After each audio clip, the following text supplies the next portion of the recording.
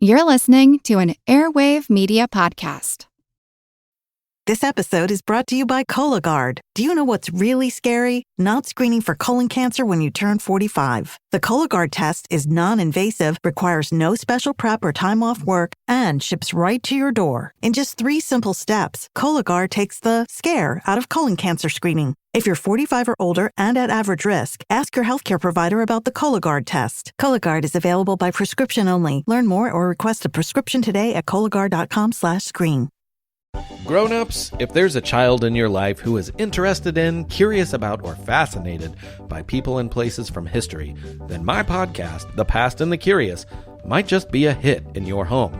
From the invention of microscopes to world-traveling dogs to fashions of the 1890s, gold rush ghost towns, and audiences going wild for walking competitions, we've got a little bit of it all. Hosted by children's author and museum educator Mick Sullivan, that's me, the show is fun, funny, engaging, honest, and beloved by kids and parents alike. Find The Past and the Curious at all the usual podcast places. This episode is brought to you by our Patreon members. Thank you so much. And if you're not a member, consider joining. Members get extra episodes just for Patreon subscribers, and all our episodes ad-free. Membership starts at just $2 a month. Go to patreon.com/ancienthistoryfangirl for more info. And as always, thanks for listening. I grind you down, Rome, with my bare hands. Give up your weapons and hide.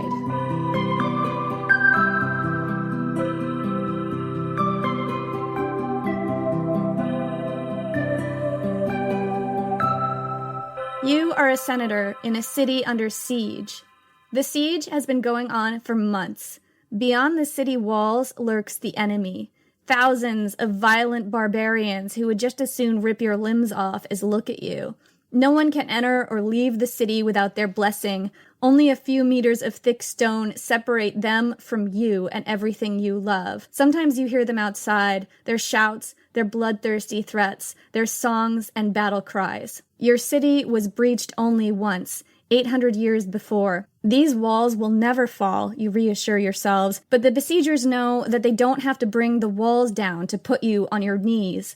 Your wealth and your rank do not protect you from starvation. When hunger stalks the streets, you suffer along with the poorest. Finally, the great barbarian leader is ready to negotiate. You and your fellow senators leave the city under heavy escort, pass through a camp of mud and chaos. The barbarian leader receives you in his tent. He has ravaged the countryside over and over, led hundreds of thousands in murder and pillaging. Wherever he walks, he trails destruction and death in his wake. He wears the scarlet cloak of the Roman military and torques that signify his rank as a Gothic king. His hair is long and his mustache is fearsome. He speaks better Latin than you do. He brushes aside your attempt to negotiate. He has only one price, and it's everything you have, everything of value in your entire city and every barbarian slave. You try to appeal to his reason and his compassion. Nothing works. Finally, you plead, "If such, O king, are your demands, what do you intend to leave us?" "Your lives," Alaric replies. On August 24th, 410 AD, Alaric and the Visigoths sacked the city of Rome. Before he sacked it, he starved it. Before that, he went toe-to-toe with the Roman Empire for 15 years, uniting disparate tribes, holding a people together, and achieving more against Rome than any barbarian leader before him. He didn't get what he wanted, but some would argue he achieved far more than he aimed to. This is his story. I'm Jenny Williamson. And I'm Jen McMenemy. And this is Ancient History Fangirl. So Jen, I'm going to start us off with this quote. I love this quote, and I'm going to see if I can handle the Latin, okay? All right. Remember, my Latin is now God, I haven't done Latin since high school, so I probably can't help you. Tetero Roma manu nuda date tela latete. I grind you down, Rome, with my bare hands. Give up your weapons and hide. Wow, that is chilling, Jenny. Where did you come up with that quote from? So one of my oldest friends is a Latin teacher, and several years ago, she was hanging out at my parents' house in Vermont, and she wrote this quote down for me. I have this memory of her scribbling it on a napkin, although she might remember it differently. And this quote, she told me it was Alaric of the Visigoths, the person who sacked Rome, and I was completely Wait. Hold on. Alaric of the Visigoths, as in Jenny Williamson's historical boyfriend. Are we going to do an Alaric of the Visigoths episode? That's what this is. This is the actual Alaric of the Visigoths episode. All right, guys, get ready. It's going to be Fangirl City in here. So my friend Minette introduced me to Alaric. She scribbled this quote down on like a napkin or something, but it just started this years-long obsession for me. It was so vivid, and I feel like most people know that Rome got sacked toward the end of the empire, and a few people know that the people who did it were the Visigoths, because that sounds really badass. And of that few, maybe a fraction know that their leader was a man named Alaric, but to a lot of people, he's just a footnote in history, you know, not like a towering name like Caesar or Augustus or Spartacus or one of those really recognizable names from ancient Rome. And here's the thing, he should be, because he's so fascinating. I mean, he really is fascinating, Jenny. I didn't know anything about him until you introduced me to your historical boyfriend. Holy Hannah in a hoop skirt, his life was amazing. His life was fascinating. As soon as Minette wrote this down, I was just completely hooked, and I just started to read more about him, and every time I read about him, he just completely leaped off the page, and he had some really interesting quotes, and I kind of scattered them throughout, like he was very quotable, and he just had such a strong personality just reading about him. You know how you meet somebody sometimes, and you feel like, oh my gosh, who are you? I have to know you. That's totally how I felt about Alaric. Yeah, I feel like if poor Alaric was alive right now, you would totally be a stalker. No, I've been stalking him through time. Alaric was a king without a kingdom. He kept together a people caught between a rock and a hard place, the Huns on one side and the Romans on the other. His kingship was an elected position. He had to persuade, not command, and he must have been super good at it because he lost all the time, but people still followed him. Alaric was a super complicated person. He was an enemy of Rome, but he was also a big fan, and some would say that he didn't actually want to sack the city. He just found himself in a position where not sacking it was not an option. And I have been dying to tell this story. In fact, Alaric's episode was the first one that I researched for this podcast. I think we can safely say Alaric is the reason we have this podcast. Yeah, I think that's probably true because I imagined having an episode called Stuff Alaric Said. She did, and I was like, well, I think there are probably other people besides me who'd be interested in hearing Alaric's story. And here we are, guys. Strap in, here we go. Alaric I was most likely born on an island at the mouth of the Danube called Puce Island, sometime between 370 and 375.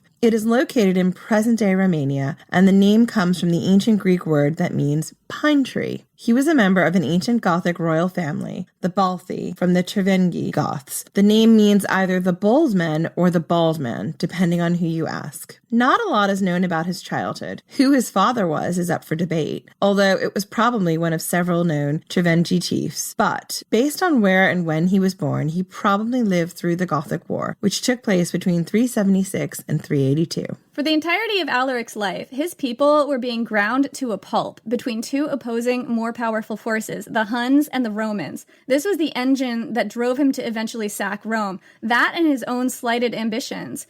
In the summer of 376, Alaric could have been anywhere from a year old to about 6. A group of Huns swept in and pushed the Goths living along the border with the Roman Empire up against the Danube River. And this would have been an extremely traumatic event. The Huns would have slaughtered whole families and enslaved any survivors. The scholar Jerome wrote an eyewitness account of a Hun invasion around this time. Behold, the wolves, not of Arabia, but of the north, were let loose upon us. They filled the whole earth with slaughter and panic. By their speed they outstripped rumor, and they took pity neither upon religion, nor rank, nor age, nor wailing childhood. Those who had just begun to live were compelled to die, and, in ignorance of their plight, would smile amid the drawn swords of the enemy.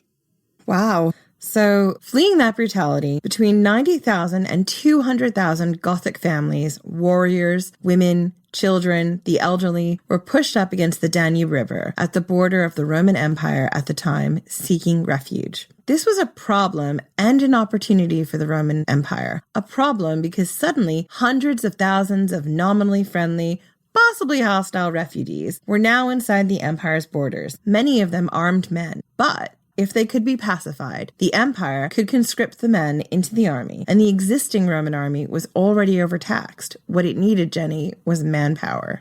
So, the Emperor Valens gave permission for the Goths to settle inside the empire. They were ferried across in hollowed-out tree trunks and other makeshift boats. 90 to 200,000 people ferried across a high, rushing river swollen from rain in hollow logs. Unsurprisingly, a lot of people drowned. I mean, that's insane. I know. Can you imagine the chaos? No, I just can't imagine First off, I can't imagine, where the idea to, hollow out a tree log came from. Why would you not just make a raft and tie a bunch of them together? It just doesn't seem practical. Probably what happened was they ran out of wood, they ran out of boats, they used all the boats, and there were still more people who needed to come across. I mean, this was probably an act of desperation, the fact that they were resorting to tree trunks. Yeah, I'm just trying to think of how that would even work. But besides the point, it's just insane what they went through. The poor refugees. Right, because they'd already been attacked by the Huns, and these were the survivors from that. Yeah, and they had nowhere else to go. I mean, they had to make some sort of uneasy peace with the Roman Empire. Otherwise, there literally would be nowhere for them to go. They couldn't go back. The Huns had taken everything they had.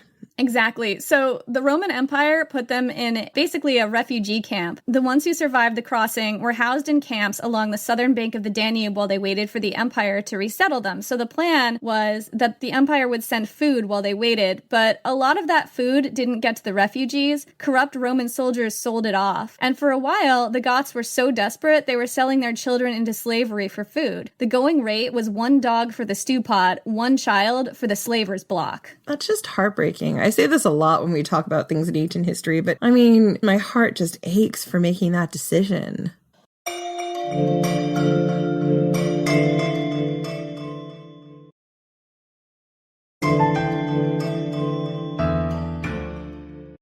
It's not documented that Alaric lived through this or even saw it happen, but given where and when he grew up, it's quite possible. It's even possible that he and his family got ferried into one of those camps in a hollowed-out log, which is just chilling to me. Eventually, the Goths, starving and desperate and racked by disease, broke out and rebelled against the empire. They won a few battles, including the noteworthy Battle of Adrianople, but eventually the rebellion was brutally crushed. Alaric would probably have been too young to fight. The oldest he'd have been by the end of all this was 12. But if he saw it happen, no doubt he'd have grown up with a very keen sense of justice and maybe a chip on his shoulder against the empire. I mean, this reminds me, Jenny, of Hannibal Barca and his papa, remember? Yeah, totally. Alaric first appears in history as a foederati leader. The foederati were groups of tribal allies recruited to flesh out the Roman army. They fought according to their own customs and followed their own leaders, but under Roman authority. Alaric led a group of foederati under the general Gaius, also a Goth. He would have been in his early or mid-20s by then.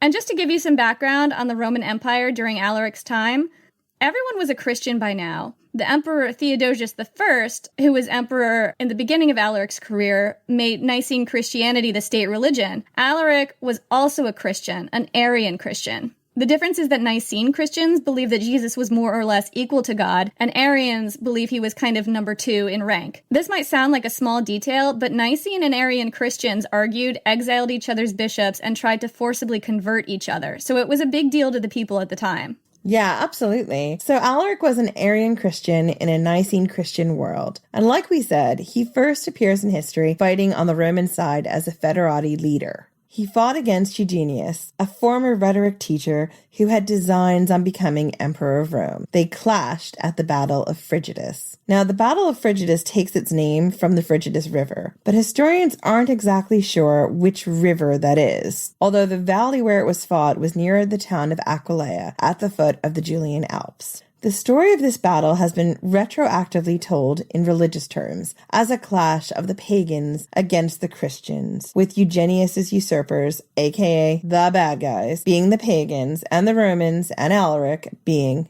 the Christians. Theodosius attacked quickly, leaving very little time to learn the terrain beforehand, and he put Alaric and his foederati troops in the front lines to take the brunt of the damage. According to legend, a fierce wind sprang up at some point on the second day of the battle, blowing dust into the eyes of Eugenius's troops and driving their arrows back in their faces. The wind broke their lines, and Theodosius and Alaric won. The story told afterward was that God sent the wind to punish the pagan usurpers. Historians question this wind story. I think it's a little woo-woo magical god wind for a lot of academics, but actually it's not that far-fetched. There's a wind active in this area so strong it has a name, the Bora. The Bora is a freezing cold wind that comes in gusts that have been measured at speeds of almost 190 miles per hour. In 2012, the Bora froze the coast solid by Senj, a Croatian town on the Adriatic Sea. It dropped the temperature to near 0 Fahrenheit, built up waves 22 feet high, and ripped roofs off houses, trees out of the ground, and fish out of the sea. So yeah, the Bora is terrifying.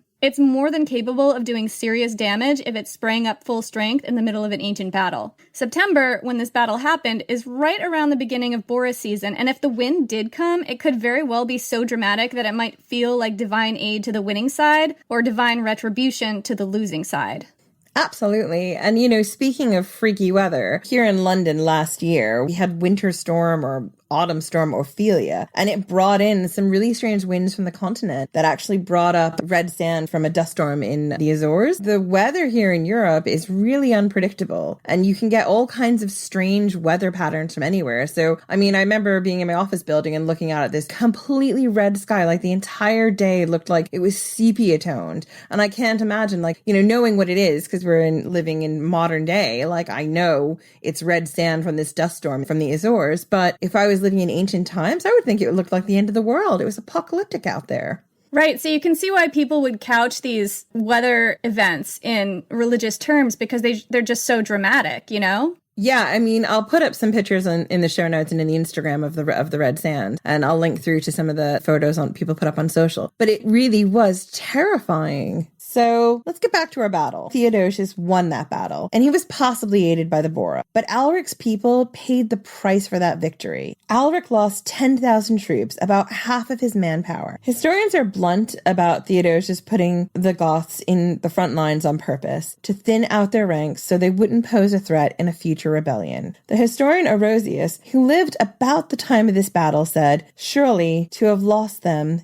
is a boon, and their vanquishment a victory." That's a total dick move. Yeah, that is a very Augustus-style dick move plan. Yeah, it's strategic and kind of evil genius. Yeah, it makes a lot of sense for the types of things that they wanted to avoid, which is having a lot of people who may or may not be friendly to the Roman Empire living in the Roman Empire and having them be armed at the time when the Roman Empire wasn't as strong as it possibly should be, because, as we said earlier, their army was overtaxed. They didn't have as many men as they've had at other times. I'm sure that the problems compounded because by this time they'd been fighting a lot more, and they'd lost a lot of people in Adrianople, and this is why they were relying on these federati troops, because they needed to fill out the army and they were facing all these usurper problems. But it also makes sense. The group of people you're fighting with who you don't quite trust, those are the people who are expendable. Exactly. So Alaric went rogue shortly after this, and it's tempting to assume that the treatment of his troops during this battle was the reason, but it wasn't just that.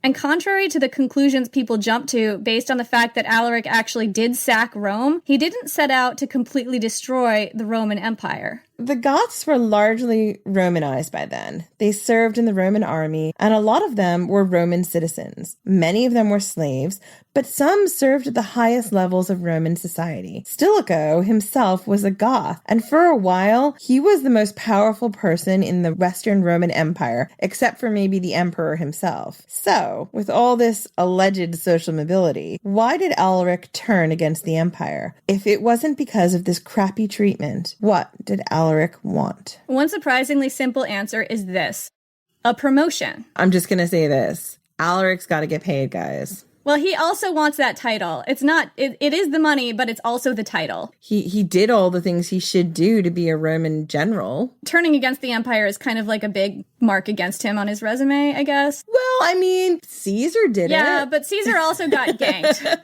So...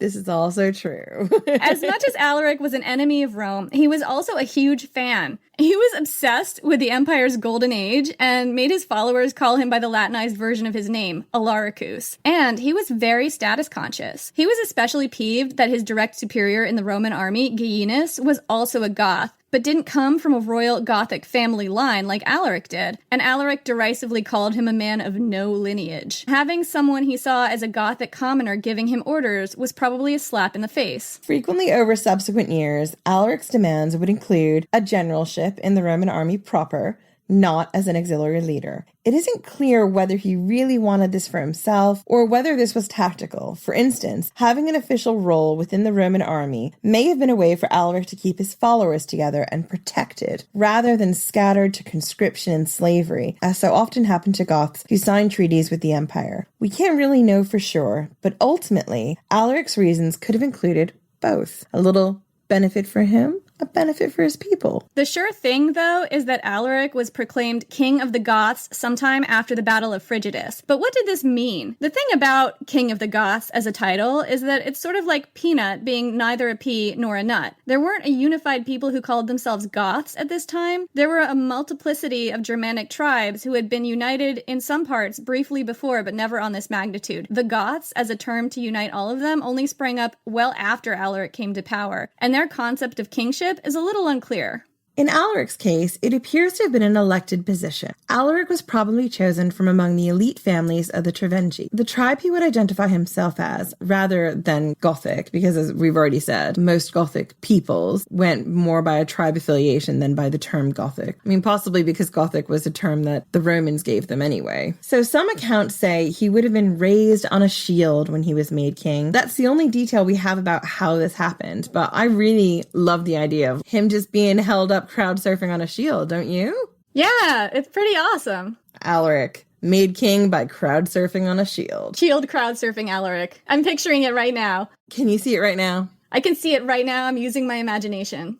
Really epic music. Yeah, there's a cloak flying in the wind. He's got his mustaches out. The giant Germanic mustaches. There's a giant crowd of people. Ah, it's beautiful. Can you see it, Jen? Can you see it? I can see it. I'm just taking this moment to fangirl, guys. Hang on. And back. It was a beautiful moment. Thank you for sharing that with me. And thank you for sharing it with us. Always.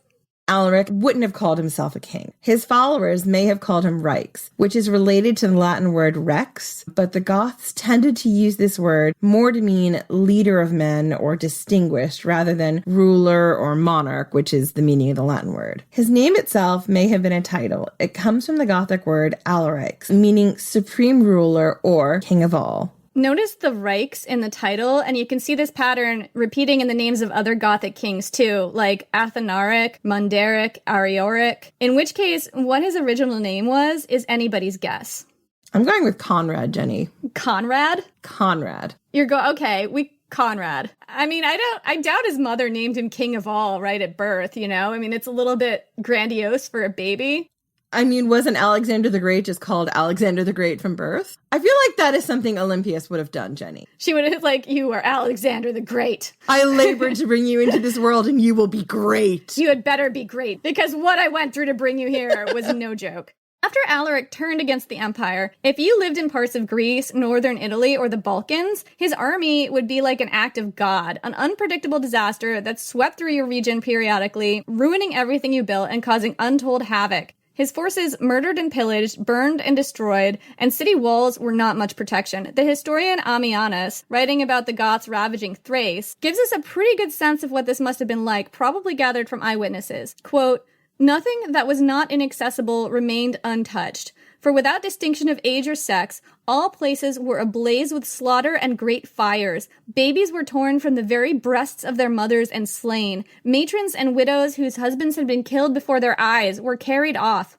Boys of tender or adult age were dragged away over the dead bodies of their parents. Many older men, lamenting that they had lived long enough after losing their possessions and their beautiful women, were led into exile with their arms pinioned behind their backs, weeping over the glowing ashes of their ancestral homes." Again, I'm just going to say it second time this episode, but this is absolutely heartbreaking. I know the Romans and everyone else who Alaric was pillaging weren't his favorite people, but the devastation he's wreaking upon them is just heartbreaking. Two wrongs don't make a right, Alaric. Exactly. Alaric ravaged Greece and Macedonia so badly that eventually the empire cut a deal with him. They said, "Cut it out, Alaric, and you'll get what you want. a legitimate position in the Roman hierarchy. His title was Supreme Sacer of Thrace and Director of Public Relations for the Gothic people. I'm sorry, Jenny. I mean Magister Militum of Illyricum, essentially raising him to Stilicho's rank in the East. The title matters, right? He wants to be senior publicity director. And right now, he's just the publicity executive, and that's not cool. The guy who's senior publicity director has no lineage, and that is just a slap in the face. And this concession also brought Alaric and his followers in charge of maintaining law and order in a region they'd just done pillaging through. These people were about as popular as the clap. Yeah, and this didn't work out, surprising nobody. Eventually, the Roman Empire stopped honoring its concessions to Alaric, and in response, he took his followers over the Alps and invaded the Western Roman Empire. Stilicho stopped him at the Battle of Piedmont, where he attacked while Alaric's troops were celebrating Easter. Remember, they were all Arian Christians. During this battle, Alaric's wife and children were captured by Roman troops, and as far as I can tell, he never saw them again. So, incidentally, an important thing to think about here was that Alaric's army wasn't an army in the way we think about it today. A bunch of organized professional soldiers. Alaric was a king without a kingdom, and whole families followed his warriors into battle. His army was most likely made up of thousands of fighting men, trailed by large numbers of women and children. I mean, again, this reminds me a lot of Spartacus's army. Yeah, did he have a lot of civilians following him around? He did. He had a lot of freed slaves. Yeah, and we were talking about this before, about how if he doesn't have anywhere for his people to be, possibly the safest place is with his army, because where are they going to settle? They're running from the Huns already, and they don't have a secure place in the Roman Empire. Maybe the safest place for them to be is on the move with this army. I mean, maybe. A part of me is like, no, because like all the bad things that could happen. But I guess if they're following the army, it kind of makes them both more vulnerable and less vulnerable, because like if they'd found some place to settle and all the men are constantly off fighting and pillaging, then the settlements would be incredibly vulnerable. Exactly. And that's partially due to the fact that these people had nowhere else to be. Well, that's exactly it. They had nowhere else to be. And it also makes sense why Spartacus would have had such a large entourage, because where would the freed slaves go? I mean, if they stood still, they'd probably just get captured and brought back into slavery. Yeah, and they would probably be in trouble for being involved in a revolt, even if they were forcibly freed. Stilicho, Alaric's former commander at Frigidus, became his great rival during much of his career. He was half Gothic, a Vandal, but assimilated into Rome, and he considered himself a Roman. He was married to the Emperor Theodosius' niece, and he married both of his daughters in succession to Theodosius' son Honorius, who became emperor after him. According to the chronicler Zosimus, both of Stilicho's daughters died young and virgins. I wonder how young they were when they were engaged to Honorius. I think that at least one of them was 14. Seems strange that they never, consummated their marriage. Yeah, I don't really know a lot about why. Maybe Honorius was asexual. Maybe. So Stilicho was known for being an outstanding rider and swordsman. A contemporary carving of him shows a tall man dressed in Roman clothes, but with a Gothic spear, a Roman bowl haircut, and a Gothic-looking beard. Because of course he had a Gothic-looking beard. Right, and the Romans were very clean-shaven. And facial hair was kind of a marker of being a barbarian at different points in the Roman Empire. A giant mustache is one of the most obvious ones, but beards too.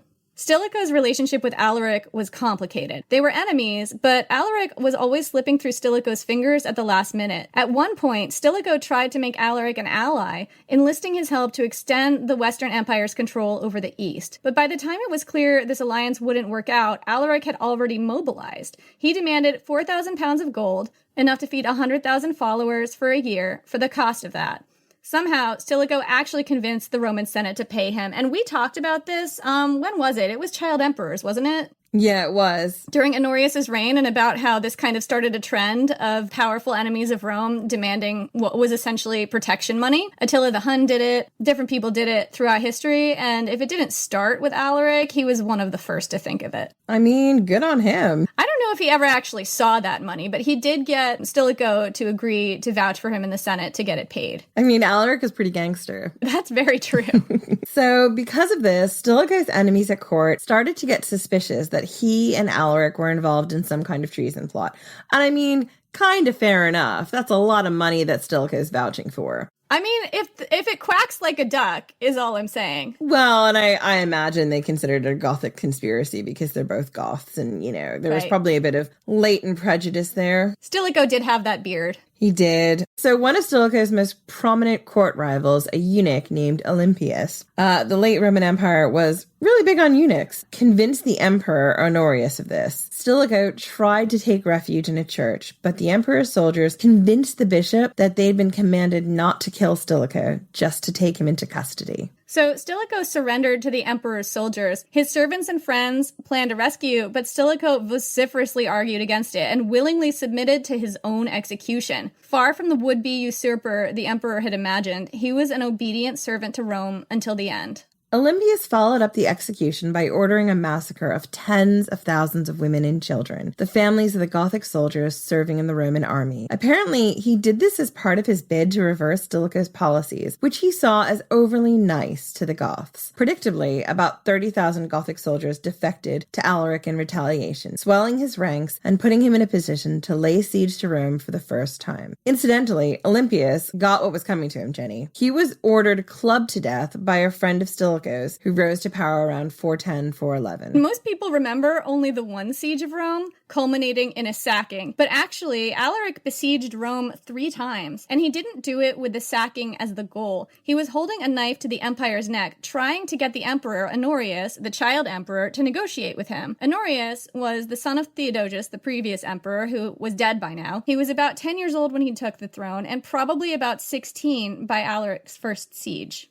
Emperor Honorius wasn't even in Rome, by the way, during any of Alaric's sieges. We talked about this a little bit in our Child Emperors episode. The emperor, at this point, was holed up in Ravenna, a town in the middle of a swamp in northern Italy. In the middle of a swamp. We talked about the Monty Python sketch, which we will link to again. As soon as anyone mentions anything going on in the middle of the swamp, immediately my mind cuts to this one Monty Python sketch. So let's get back to our story. We have a frightened teenage boy hiding in a swamp from the Goths. Our emperor would have been about 16 years old. The city of Rome was less a political target at this point and more a symbolic one, although the Senate was actually still based there. Over the course of his 3 sieges, Alaric didn't really try to break into the city. There's a famous quote of him saying, "I am at peace with walls," meaning he wasn't that interested in actually breaking the walls of cities down in a siege situation. Instead, he relied on hunger as a weapon, which is, as we know, one of the most devastating weapons of siegecraft. He blocked all food going into the city, forcing the starving citizens to pay and pay. Senate ambassadors tried to frighten him off by telling him that the numerous desperate citizens might pose a threat, and Alaric apparently busted a gut at this and said,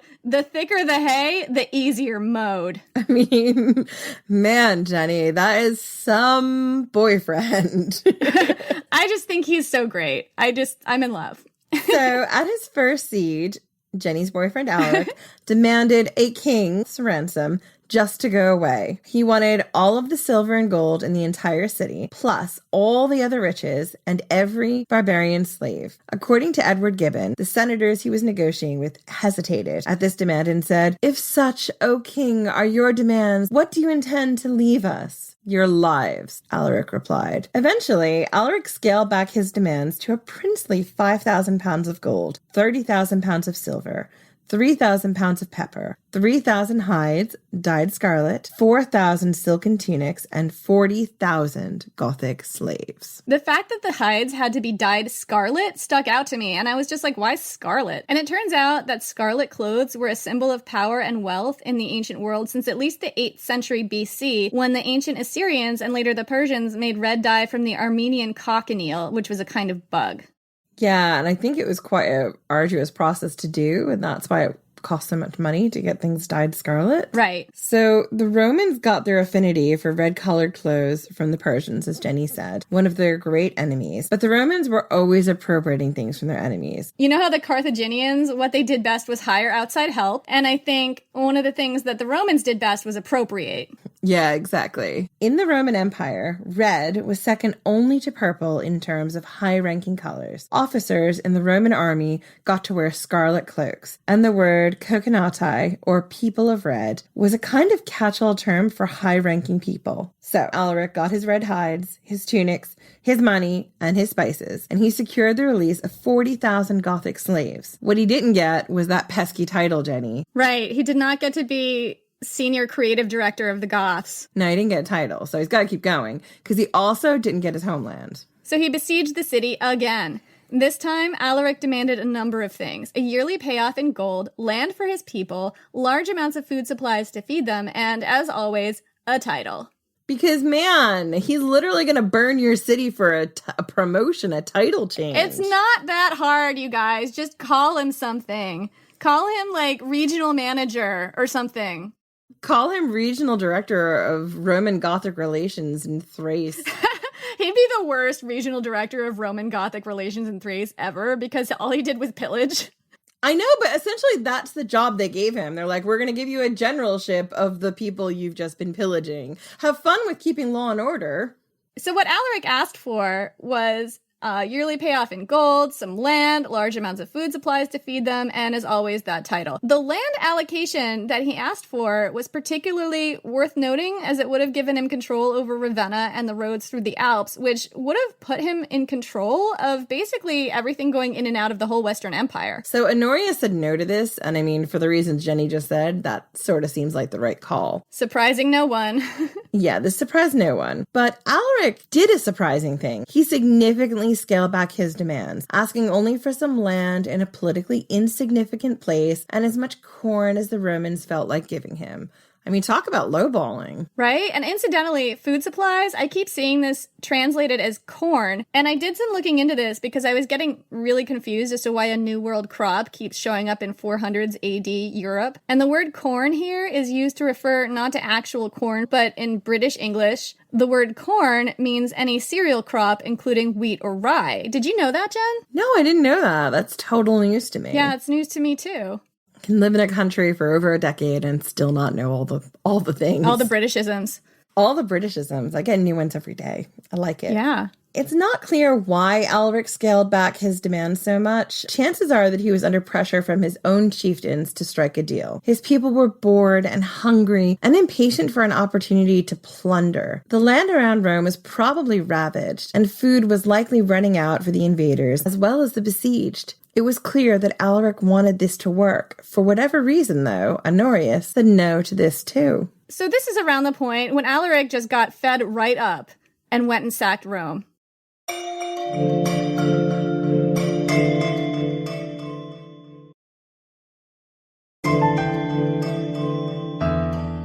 The siege beforehand was brutal. Alaric, like we said, was known for using hunger as his main weapon in siegecraft, and it was a very powerful one. He kept food from moving into the city, and the people starved. Some accounts say they were reduced to cannibalism by the time the siege broke. Jerome, our historian who gives us eyewitness accounts of Goth attacks, mentions that mothers were reduced to eating their own infants so that, quote, the belly received again what a short time before it had given forth. Disease ran rampant, and because the cemeteries were all positioned outside the cities, no one could bury their dead, so corpses piled up in the streets. So the upper classes weren't sheltered from the effects of the siege. Some accounts claim slaves opened the gates to the Goths, while others say it was a noblewoman named Proba who ordered it done. One thing the contemporary sources note is that by sacking standards of the times, Alaric was surprisingly easy on Rome. Maybe it's because he was a fanboy. So this is the kinder, gentler sacking theory. According to contemporary Christian writers of the time, like St. Augustine, Alaric forbade his followers from attacking Christian churches or anyone who took shelter in them. There are lots of stories about barbarian hordes refusing to take gold consecrated to the church, escorting holy women to protected sanctuaries, and sparing people who impressed them as particularly pious. How much of this is true is up for debate. It's clear that the siege was not without its horrors, though, and personally, I'm with Dan Carlin. He talks about this in his Thor's Angels episode, which is super good. It's really, really hard to believe that the Goths doled out the kinder, gentler sacking as reported by Christian writers, whose agenda was to demonstrate how merciful Christians were, even barbarian Arian Christians sacking a town.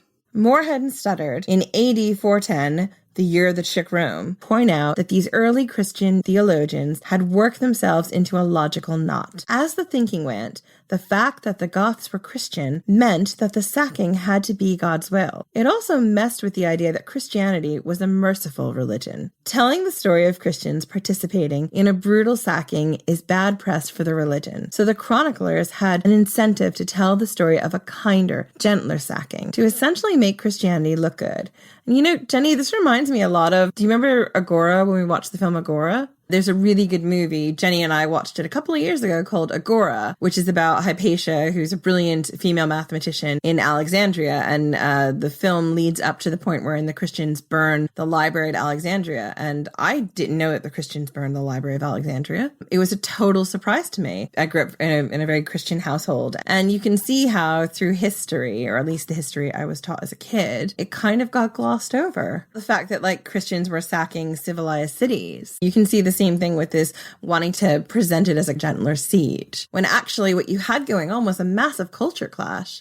I think the interesting point here is how unstable Christianity was in its early days. And I don't really know that much about early Christian history, except for the stuff I've learned about kind of tangentially through learning about Rome. But it does seem like at this time, Christianity would have been in a vital point in its history. And they're trying to build it up as a religion that does things differently, you know, and to have a bunch of Christians sacking one of the most quote unquote civilized cities of the ancient world, that doesn't look good for Christianity if you're trying to interpret it from some kind of religious perspective. So I can see why everyone was kind of desperate to spin it a certain way. So there's actually both historical and archaeological evidence that the sacking was not quite this kind and gentle, though. Archaeologists found coins in the Roman Forum from the same year as the siege melted into the floor from a fire. And Edward Gibbon describes the sacking this way. A cruel slaughter was made of the Romans, and the streets of the city were filled with dead bodies, which remained without burial during the general consternation. The despair of the citizens was sometimes converted into fury, and whenever the barbarians were provoked by opposition, they extended the promiscuous massacre to the feeble, the innocent, and the helpless. At their entrance through the Salarian Gate, they fired the adjacent houses to guide their march, and to distract the attention of the citizens. The flames, which encountered no obstacle in the disorder of the night, consumed many private and public buildings. And that sounds like a more realistic picture. The sack started on the 24th of August, 410, and it lasted only 3 to 6 days, depending on the source. Alaric had to sack Rome. His followers were impatient and hungry, and he had to bring them some reward. It was what they'd been holding out for. Remember, Alaric's kingship was one of persuasion, not tyranny. And if the empire wouldn't meet their demands, then they had to take their own payment out of its hide. But the sacking wasn't exactly a Gothic victory. Alaric's next bid was to get his troops across the sea to Africa, there to cut off the grain supply to the entire Roman peninsula. A storm sank many of his ships, killing a large percentage of his army,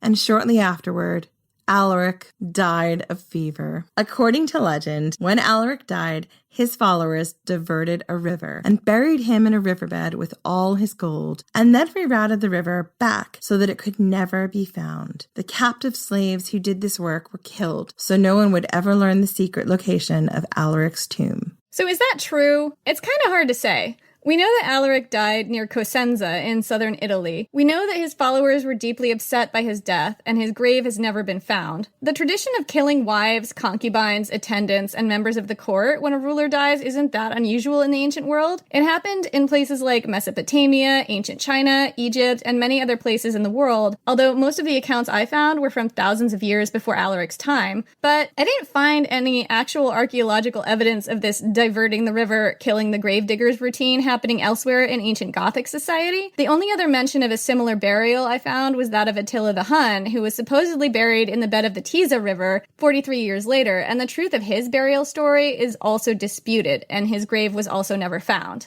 Alaric's sacking of Rome did not get him what he wanted. He never got that homeland for his people. He never got that title. Isn't that the worst? Still, it was the first time Rome fell to an invader in 800 years. It didn't put the nail in the coffin of the Roman Empire. By some accounts, it never really died.